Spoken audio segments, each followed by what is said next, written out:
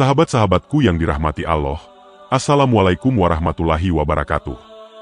Di sebuah kota madya di Provinsi Kalimantan, Pak Hamid bersiap-siap untuk menunaikan ibadah haji ke Tanah Suci. Persiapan matang yang dilakukannya tak lepas dari dukungan penuh keluarga dan tetangga yang turut memberikan doa dan semangat. Mereka berkumpul di halaman gedung wali kota, tempat pelepasan jemaah haji dari kotanya. Suasana haru terasa begitu kental di udara, di mana wajah-wajah para jemaah haji penuh dengan rasa syukur dan harapan yang besar. Pak Hamid sendiri merasa campur aduk antara kegembiraan akan perjalanan yang akan dilakukan dan rasa haru, karena harus meninggalkan keluarga dan tanah air untuk sementara waktu yang cukup lama. Rombongan Pak Hamid tergabung dalam kloter kedua. Perjalanan dimulai dengan pergi ke Makkah terlebih dahulu sebelum melanjutkan ke Madinah.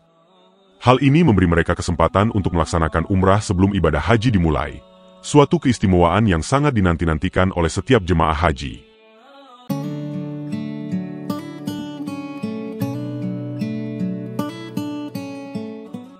Di tengah persiapan dan kegembiraan ini, Pak Hamid tidak hanya merasakan beban spiritual yang besar, tetapi juga tanggung jawab moral sebagai seorang muslim yang sedang melaksanakan salah satu rukun Islam yang 5 tersebut.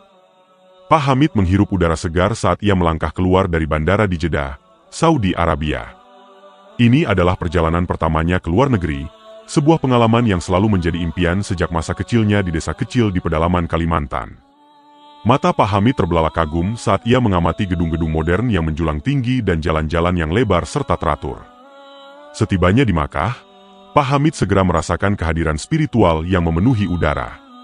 Dalam perjalanan menuju hotel, ia tidak bisa menahan rasa haru saat melihat suasana di sekitar Masjidil Haram yang megah. Tak disadari air mata Pak Hamid tidak terbendung lagi dan mengucapkan syukur atas kesempatan yang diberikan Allah padanya untuk menjalani ibadah haji.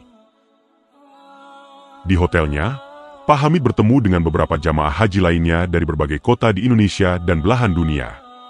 Mereka berbagi cerita tentang perjalanan hidup mereka hingga sampai ke Tanah Suci. Di pelataran Ka'bah yang mulia, Pak Hamid merasa adrenalinnya berdesir hebat di dalam dadanya. Ia menatap Ka'bah yang agung dengan penuh kerendahan hati, merasakan kehadiran spiritual yang begitu kuat di tempat ini. Namun, tiba-tiba, sebuah perasaan aneh merayap di dalam pikirannya, membuatnya gelisah. Ia mencoba untuk memusatkan pikirannya kembali pada ibadah umrah yang akan dilaksanakannya.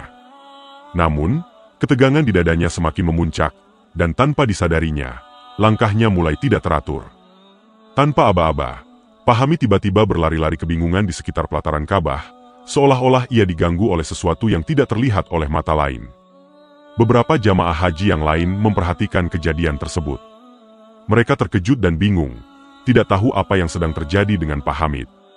Ustadz Nasir, seorang pemandu haji yang selalu bijaksana, segera melihat keadaan tersebut dan mendekatinya dengan penuh perhatian. Ustadz Nasir dengan suara lembut, "Pak Hamid, apa yang sedang terjadi? Apakah Anda baik-baik saja?" Pak Hamid, yang kini sudah berhenti berlari dan terengah-engah, menoleh ke arah Ustadz Nasir dengan tatapan mata yang bingung dan kelelahan. Pak Hamid dengan suara gemetar, "Ustadz, saya melihat sesuatu. Saya merasa seperti ada yang mengejar-ngejar saya, seperti ayam raksasa." Ustadz Nasir mengangguk paham. "Pak Hamid, di tempat-tempat suci seperti ini, energi spiritual sangat kuat. Terkadang, pikiran kita bisa terpengaruh oleh ketegangan atau perasaan yang mendalam. Tidak apa-apa, ini adalah ujian yang kita hadapi bersama." Kemudian Ustadz Nasir menyuruh asitennya untuk membawa pulang Pak Hamid ke hotel untuk istirahat dan menenangkan diri.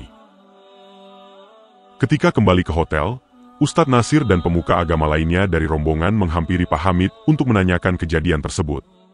"Pak Hamid, mengapa tadi Anda berlari-lari seperti orang kesurupan?" tanya Ustadz Nasir. "Aku tadi melihat ayam raksasa mengejar-ngejar aku," jawab Pak Hamid dengan penuh keheranan.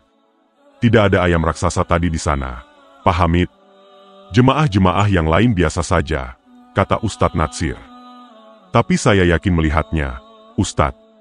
Mengapa saya akan berlari jika tidak ada?" jawab Pak Hamid menegaskan. Ustadz Nasir tersenyum sambil mendengarkan penjelasan Pak Hamid yang penuh kebingungan. Ustadz Nasir menyarankannya untuk lebih sering beristighfar dan bertaubat. "Pak Hamid, coba Anda ingat-ingat terkait ayam tersebut. Mungkin ini terkait dengan masa lalu yang belum terselesaikan," tanya Pak Nasir kembali. "Ya Ustadz, Ketika kecil saya pernah mengalami kejadian yang membuat saya trauma terhadap ayam. Sewaktu kecil saya punya luka koreng. Tanpa sadar ada sisa makanan menempel, kemudian koreng dipatok ayam. Hingga saat ini saya sangat tidak suka ayam. Ketika ada ayam dia langsung nimpuk dengan sandal dan lain-lain. Pak Hamid menerangkan. Pak Hamid, ketahuilah bahwasannya Allah Maha Pengampun dan Penyayang pada hambanya. Bapak sering-sering sholat taubat dan beristighfar, ujar Ustadz Natsir sambil memberikan semangat. Terima kasih Pak Ustadz. Saya akan mencoba melakukan sholat taubat dan beristighfar lebih banyak. Jawab Pak Hamid lebih tenang.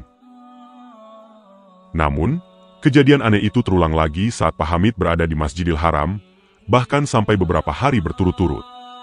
Pak Hamid semakin menyesali kejadian tersebut dan menguatkan tekad untuk bertaubat dan beristighfar. Pada hari keempatnya di Masjidil Haram, Pak Hamid merasa lega karena akhirnya dapat menjalankan ibadah haji tanpa gangguan yang mengganggu pikirannya. Pak Hamid dalam hati berucap, Alhamdulillah, syukur kepada Allah bahwa taubatku diterima. Sudah seharusnya seorang muslim harus menyayangi binatang dan lingkungan, seperti firman Allah yang berbunyi. Dan binatang-binatang ternak adalah tanda-tanda kekuasaan Allah. Kami berikan minuman kepada kamu dari yang ada di perut binatang-binatang tersebut, antara kotoran dan darah, yaitu susu yang suci yang sangat bermanfaat bagi kamu.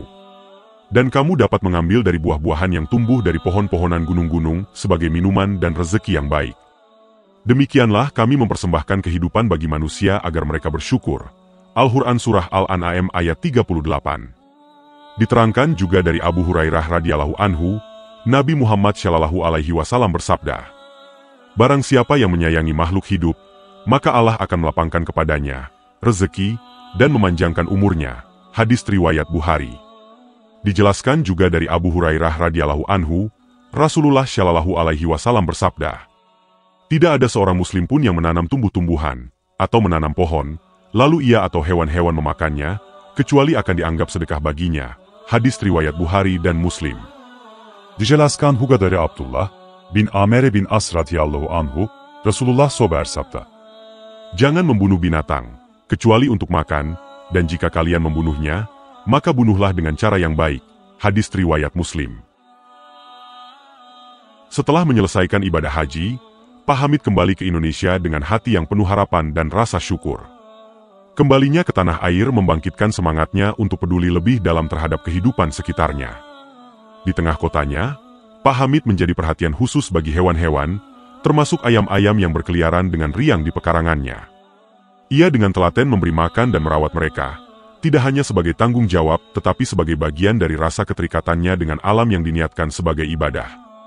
Demikian yang bisa saya sampaikan, semoga bermanfaat dan menginspirasi dalam meningkatkan iman kita kepada Allah Subhanahu wa Ta'ala. Wallahu a'lam bishawab.